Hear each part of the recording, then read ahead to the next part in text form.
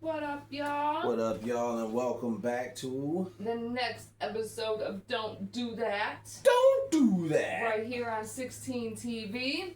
On Epic Fridays. Yes. Epic Fridays, y'all.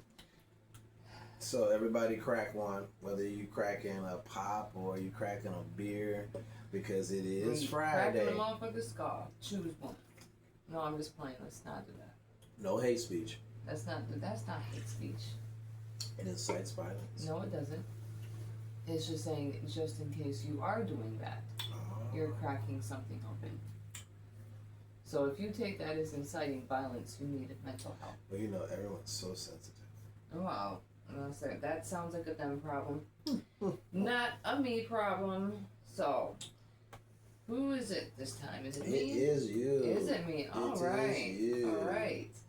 Well, with everything that's going on, a lot of people, especially people that work around kids, seem to haven't really found good ways to be able to conversate with the youth. That's talk for people that aren't seasoned.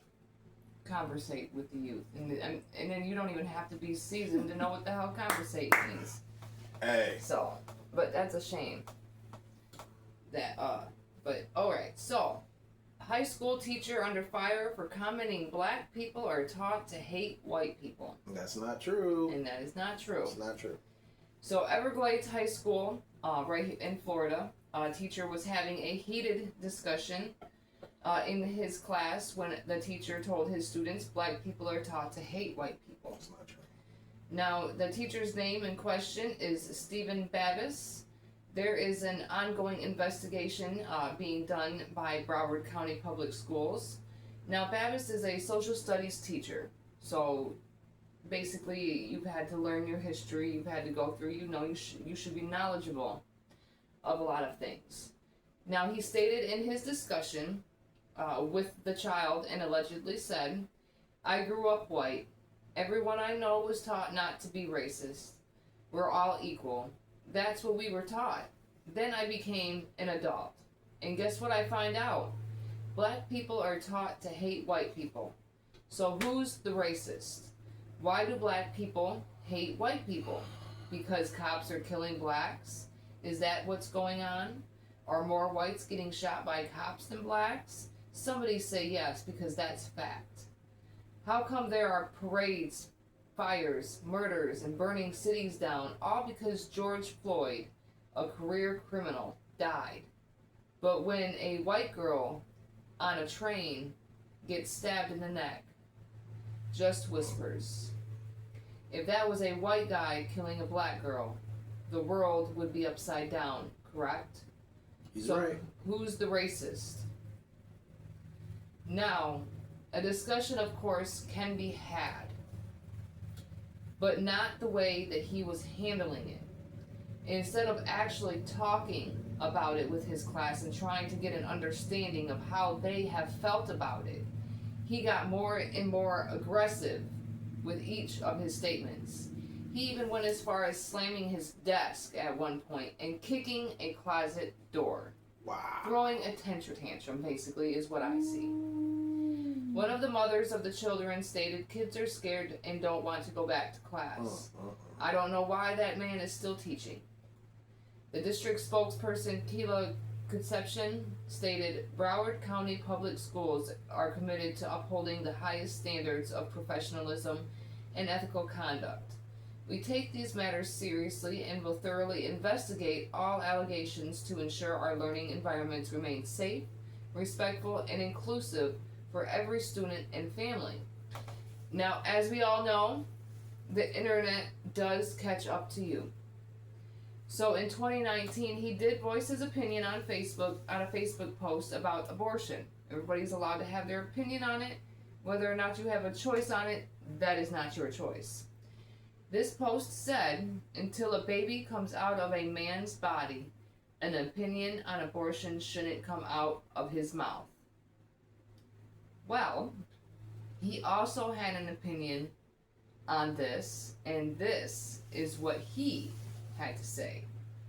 Now, this is the kind of person, before I say this, is teaching kids. Is around young women as well in his class. Let's hear it. Well, he says, when an irresponsible whore learns that a baby's life has as much value as hers, then maybe she'd use her mouth instead of her polluted vagina. Ignorant.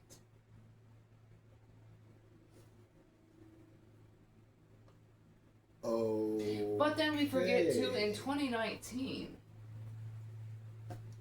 Yeah, 2019. Wow. Tell us how you really feel. Jeez. Because at the end of the day, one, I'm going to allow you to answer the question that he had. When he did say, because, and it is a question I feel is something upon yourself that you could probably answer for those out there when it came to the young girl that was stabbed in the neck. And nobody did anything. Here's the thing. And this is just my opinion on this. Just my opinion. We as the American people are completely desensitized to violence. Jungalato, House of Dank, Good Life Infusions. Smoke of the app. Now here's the thing. We are so desensitized to violence that her getting stabbed in the neck on that train, or was it on a train? It was on a train. Her getting stabbed in the neck on the train. That was just another random act of violence. You know, what they try to do is they try to spin it and put a race thing, put a race packaging on it. Yeah, you probably like it. They try and throw a race packaging on it, you know, and say, hey, black man stabs white woman, okay? But we're also desensitized to violence that's all it is. And then once we start digging deeper, because with everything going on, and all of these clowns in the cabinet or the junk drawer, as my friend on Threads called it, the president or acting clown in office right now, all of that stuff has us really watching the internet and picking everything apart. The Cincinnati incident and everything else. So when she gets stabbed in the neck, it was probably overshadowed by all the other bullshit that's going on in the media. Just like the kids. The kids that, you know, school shooting the same day as CK went out, right? Overshadowed. There are things that are going to happen, and we are desensitized to them. That's what my next segment is talking about. We've all been on our phones. When you get on the bus now, if you do take public transportation in any form, everyone is deep in their phone, headset on, no type of personalization. If you're looking at all the stores that you go to now, no personalization. They are cutting the interaction out and making everything grab and go. Everything deal with a computer. Look at the grocery store. When you go to the grocery store, if you've got under a certain amount of items, you don't even have to go to a person and talk to a person. We are all so desensitized to violence, to interaction with another human being, period. You know, it's the whole interaction of buying a CD.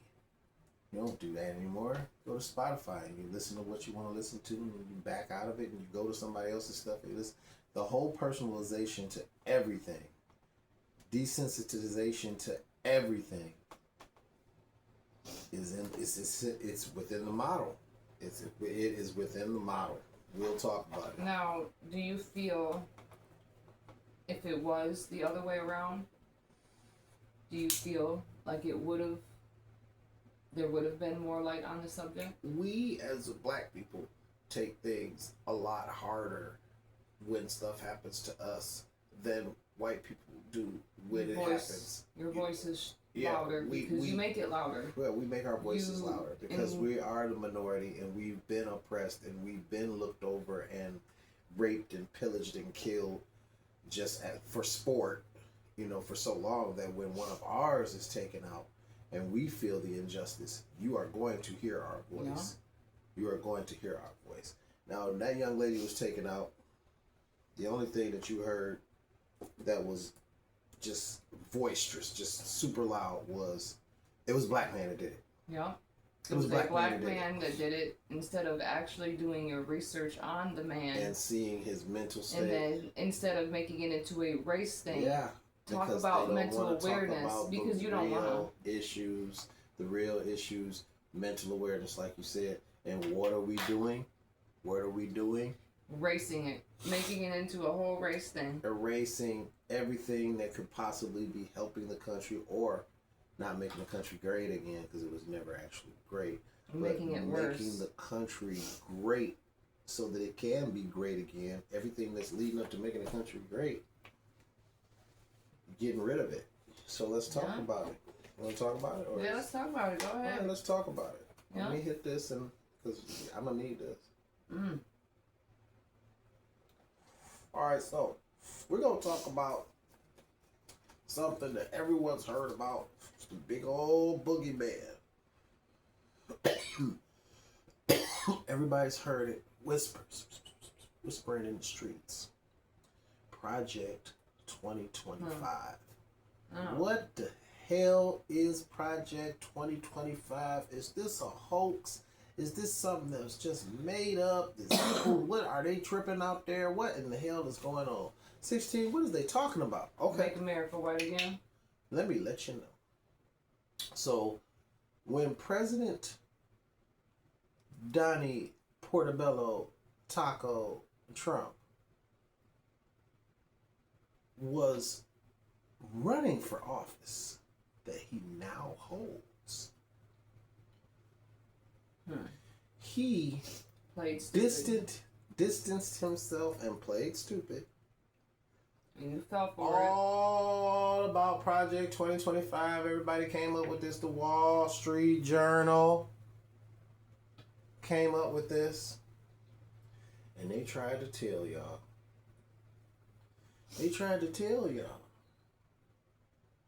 They said that it's a 900-page document. Wow. Over 900 pages.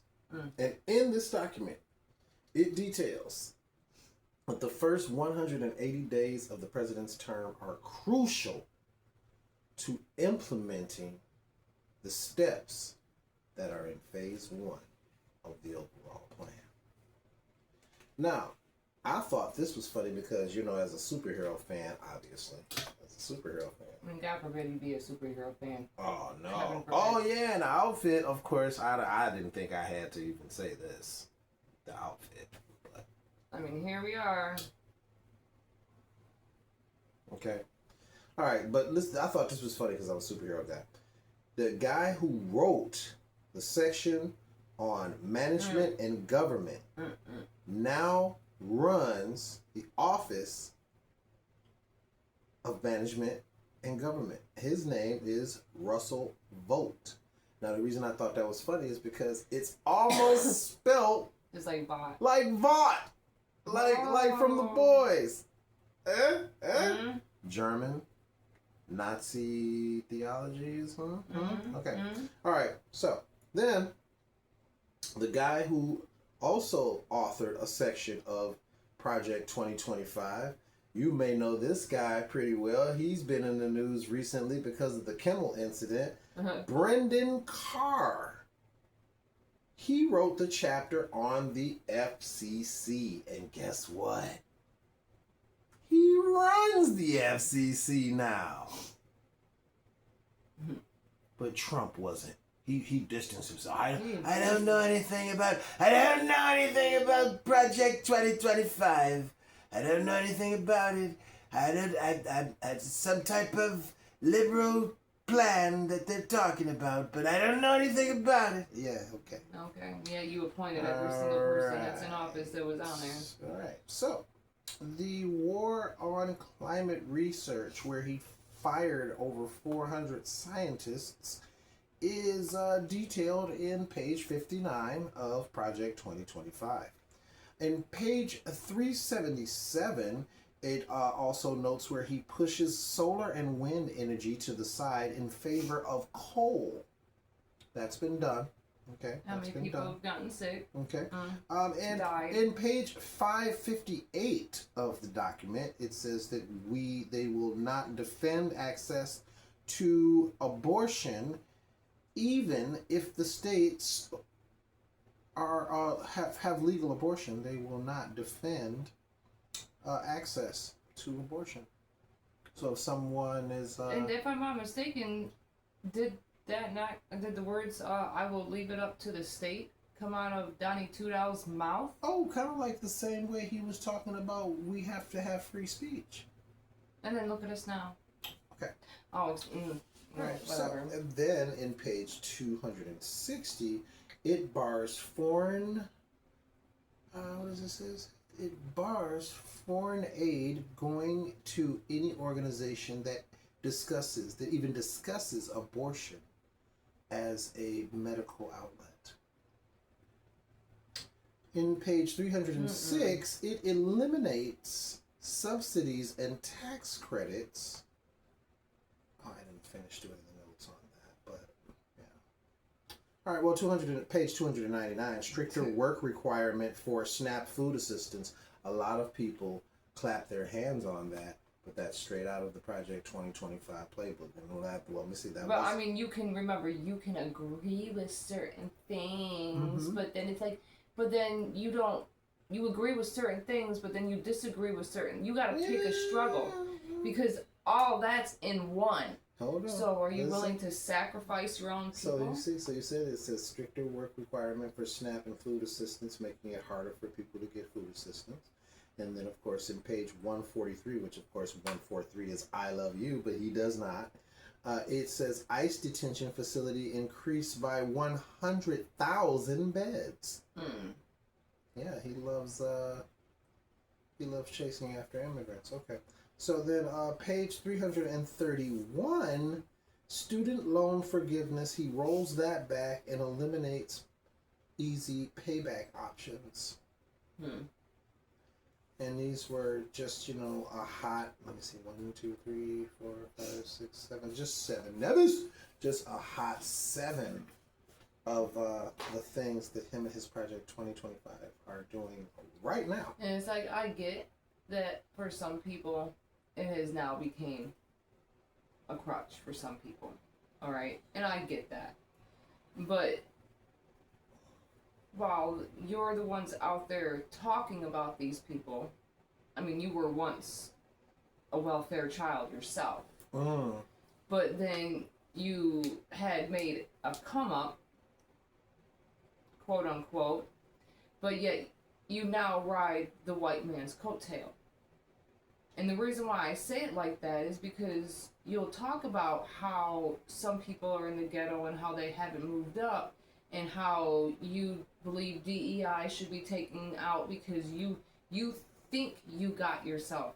Are you talking about the black Republicans, the black MAGA? Yeah, or the people, excuse me, how I should say this. I call them bootleggers. Well, no, this is much deeper. This goes to those that are specifically what I've noticed a lot, and I'm on how to point it out. I'm not sure how. It's a lot of black men that are more Republican based, to where they feel, well, I'm up here, I got here, you can get here too. Yeah. But then I didn't need DEI to get where I am. I got where I am on my own merit. I pulled myself up by my bootstraps. Why you need help? Why you need help is because look at how much harder you had to work over that white man. That white man only had to put one foot in front of the other. Whereas you had to do 10 feet in front of the other. Every to day. get ahead. Every and day. you feel like because you chose to do it instead of actually fight for yourself, you still went and licked the boots of the white man to be able to get further because you had to work harder instead of actually opening your mouth because you're intelligent enough to do so, or at least you put yourself out to be. What's messed up is every single day, most black men get up and they know an unspoken truth is that every day is a gift, because you don't know when you're going to be somewhere where you were in the wrong place, wrong time, and something happens where you run into the serve and protects. Mm-hmm. And you gotta remind yourself, oh shit, I have to stand down. I have to stand down. Even if you had to put your right tail between your legs in order to live. And remind yourself to live another day.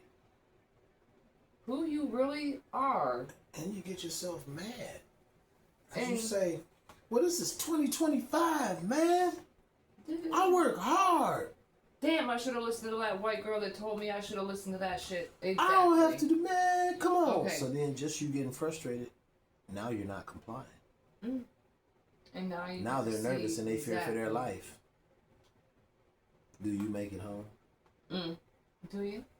Okay, so real quick, like before we do get out of here, I want to shout out to former President Barack Obama. He was honored with Dublin's highest civic award. He has received the Freedom of the City of Dublin, the city's most prestigious civic honor. It is reserved for individuals who have made significant global impact and whose values resonate with those of the Dubliners. Dubliners Lord Mayor Councillor Ray McAdam officially presented Barack Obama with the award this afternoon, recognizing his historic achievements, dedication to equality, and lasting contributions to public life. McAdam stated, "It is my great honor on behalf of the citizens of Dublin to confer the freedom of the city upon President Barack Obama." I love how they still call him President Barack Obama. He's still my president. Mm-hmm. Even though mother is American and father is Kenyan, his maternal lineage also includes Irish roots. Now, McAdam also stated... He's an Arab! He's an Arab! Wait. Okay, I got you. Alright, McAdam also stated, the award recognizes not only his remarkable achievements as President of the United States, but also as a steadfast commitment to democracy, equality, and the power of community. President Obama has inspired millions around the world with his leadership and vision for the fairer, more compassionate society. It is fitting that Dublin now welcomes him as a freeman of our city. As Lord Mayor, my focus is on Dublin and how we celebrate those whose values connect with our city. In honoring President Obama, I want to link his legacy to my agenda for a living city, an active city, and an engaged city. His story reminds us that politics, when driven by hope, can change lives and open doors of opportunity. That is a message Dubliners can understand and share. President Obama remarked, to Lord Mayor McAdam, former Lord Mayor Carr, and Dublin City Council, and the citizens of Dublin, on behalf of Michelle and myself, I accept this honor with deep humility. These are undoubtedly times of great challenge and great change. But it is in moments like these that we are reminded of who we truly are. We are people, the Irish and Americans, who never stop imagining a brighter future for us all. That defiant, enduring hope has always been an unshakable bond that connects our two countries and so many others around the world. May we continue to strengthen those ties and keep working to make our world a little more just, more equal, more prosperous, and more free.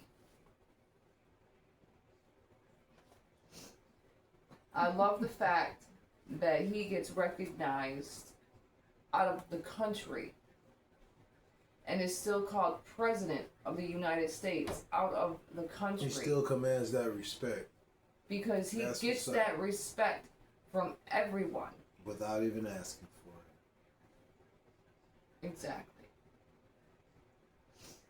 We need a president like him again. Somebody who can bring us together. And for those that didn't think that we were brought together, you are the people we need to watch out for. And that's on all sides of the spectrum. Because now as we see, there are wolves in sheep's clothing on both sides. And sadly, the ones you need to watch out for the most are the ones of your own people. That goes for everyone. We will now leave this, and we will see you on Monday. You guys, we're going to have an awesome weekend. Period. It doesn't matter what you're doing. You're going to have a great weekend. One last thing. Things that y'all need to be watching. Binging. Oh, yes. This isn't a spoiler, because by the time y'all watch this, if you haven't already watched Peacemaker, if you haven't been watching Peacemaker, my God. Oh, the new episode. I had suspicions of what was going on in the alternate universe. And those suspicions, in fact, are true. have been confirmed. Hilarity ensued. I watched it this morning. My God. Here's another one that y'all can watch this. Really good. And you can watch all 8 episodes of it. And I was just kind of like testing it out, seeing what it was like. But we actually watched all 8 episodes of it, from week to week. And it just got better and better and better. And you know what it is? Alien Earth. If That is a good one. Into Alien, check Alien Earth out. It's going to turn you on your head. It's going to have you like, wait a minute. If this happened, how did it? Yeah. Watch that. Watch that. Superman's on HBO Max too. Watch that this morning. Yes. So watch Y'all that. better have watched it by now. Yeah, man. Go watch that a couple times on HBO Max for free. Bruh. Good movie. Exactly. All right. So we will see you next time on Mad as Hell Monday. Don't forget to like, comment, share, subscribe, and get notified for each and every time we drop new content. And we will see you next time. Peace out, y'all. Be good.